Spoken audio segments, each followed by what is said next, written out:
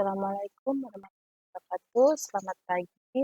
Nama saya Yuni Purnawati dari jurusan Komputer Teknologi Pendidikan. Baiklah, hari ini akan saya sampaikan tentang pemanfaatan Gen AI.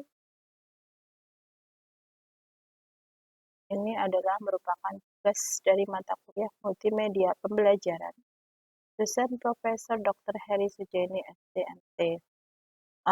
Saat ini banyak mahasiswa, siswa, guru, bahkan dosen sudah biasa menggunakan AI dari beberapa aplikasi Gen AI yang digunakan untuk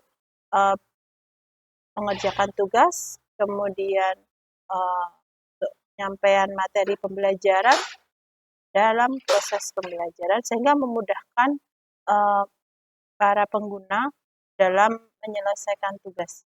Tapi perlu juga kita perhatikan bagaimana kita menggunakan etika penggunaan AI dengan baik, sesuai dengan standarisasi, dan perlu juga kita merecek kembali apa yang sudah diberikan jawaban itu pada aplikasi AI. Baiklah, akan kita mulai. Pertama adalah penggunaan Gen AI di perguruan tinggi. Penggunaan Gen AI di perguruan tinggi ini digunakan oleh mahasiswa dan oleh dosen. Nah, pertama adalah penggunaan Gen AI oleh mahasiswa, membantu mencari acuan dan sumber acuan seperti Open Knowledge Maps dan Connected Paper. Open Knowledge Map ini digunakan untuk memudahkan kita mencari sebuah tempat atau lokasi. Kemudian kalau Connected Paper ini memudahkan kita untuk terutama dalam pembuatan karya ilmiah, artikel yang berhubungan dengan latar belakang, menemukan ide. Di sini kita menggunakan Connected Paper, kemudian membantu memberikan ide penulisan melalui OpenAI dan ChatGPT. Membantu penulisan dan menyusun presentasi multimedia. Saat kita mau presentasi apa, maka akan dibantu oleh aplikasi Magic Slide. Kemudian menghasilkan materi latihan ajar. Dalam membuat sebuah latihan ajar atau soal, itu akan bisa kita menggunakan Quizbot.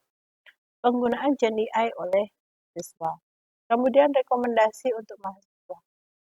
Gen AI ini juga direkomendasikan supaya penggunanya itu juga bisa memudahkan dalam mengerjakan tugas dan akan dibantu ya dalam menjawab pertanyaan, buat artikel atau outline daripada artikel atau tugas-tugas yang diberikan oleh dosen ke mahasiswa.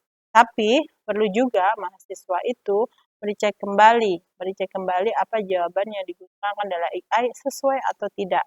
Itu perlu. Jadi jangan secara mentah-mentah untuk dipakai gitu, jangan langsung dipakai. Dan itu perlu menggunakan etika yang bertanggung jawab. Bukan hanya kita harus sepenuhnya menggunakan aplikasi AI tersebut. Kemudian rekomendasi memanfaatkan teknologi AI. Nah, bagaimana penggunanya bisa melalui aturan atau etika dalam menggunakan AI, seperti hormati hukum dan peraturan ujian, refleksi pada tujuan pembelajaran Anda, gunakan ChatGPT sebagai mitra penulisan, gunakan ChatGPT sebagai mitra belajar, iterasi dan berdiskusi dengan ChatGPT, ringkas materi pembelajaran dengan ChatGPT, kaitkan keterampilan coding dengan ChatGPT, waspadai risiko saat menggunakan ChatGPT. Setelah tadi adalah penggunaan Gen AI oleh mahasiswa, sekarang penggunaan Gen AI oleh dosen. Perangkat bantu berbasis AI ini bisa digunakan untuk meningkatkan metode dan strategi pembelajaran, meningkatkan pengetahuan dan keterampilan, mengotomasi pekerjaan manual, mendukung kolaborasi pada proses pembelajaran. Fungsi perangkat bantu berbasiskan kecerdasan artifisial, melakukan analisis profil dan prediksi untuk menganalisis profil mahasiswa, penilaian mahasiswa, dan memprediksi capaian. Berdasarkan kemampuan melakukan pengenalan pola ini, maka dapat dilakukan sistem yang dipersonalisasi dan adaptif atau menyesuaikan. Menyediakan sistem cerdas untuk memberikan fasilitas tutor untuk mahasiswa, pemberian material yang fleksibel dan sesuai profil rombongan sekolah, dan capaian yang diinginkan. Melakukan penilaian secara lebih tepat dan menyeluruh.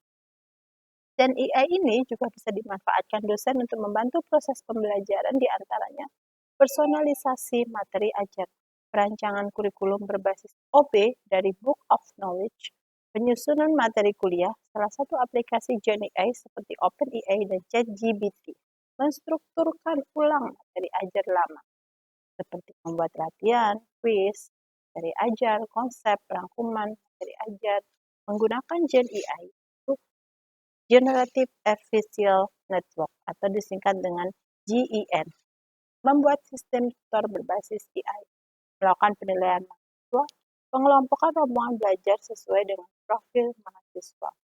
Rekomendasi untuk dosen dalam memanfaatkan ChatGPT seperti dapat merefleksi tujuan pembelajaran, membantu menciptakan materi pembelajaran, mendukung mahasiswa melalui kuis, meningkatkan proses pembelajaran secara keseluruhan.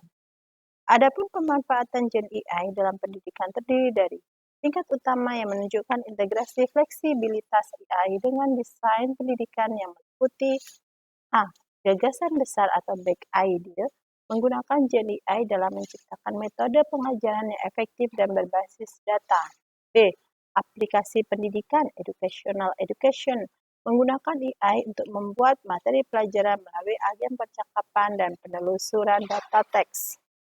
C. Rekayasa prompt atau prompt engineering, seperti zero shoot versus few shoot sequencing, refining prompt, evaluating output. Seperti saya kira demikian apa yang dapat disampaikan dalam pemanfaatan Gen AI dan beberapa aplikasi AI yang bisa beberapa web AI yang bisa disampaikan atau digunakan oleh mahasiswa dan dosen. Terima kasih. Selamat pagi. Assalamualaikum warahmatullahi wabarakatuh.